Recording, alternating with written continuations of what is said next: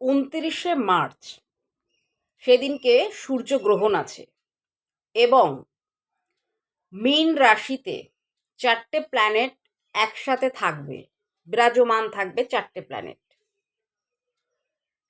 এবং মীন রাশিটা হচ্ছে জলরাশি। তো সেই দিনকে আমরা কিন্তু জলের কিছু উপায় করতে পারি আমাদের জীবন থেকে নেগেটিভ এনার্জিকে দূর করবার জন্য। কি করতে হবে? 28 তারিখ রাত্রিবেলা যে কোনো একটা ধাতুর গ্লাসের মধ্যে আমি একটু জল নেব, নিয়ে আমি আমার বেডরুমে আমার মাথার পাশে রেখে দেব।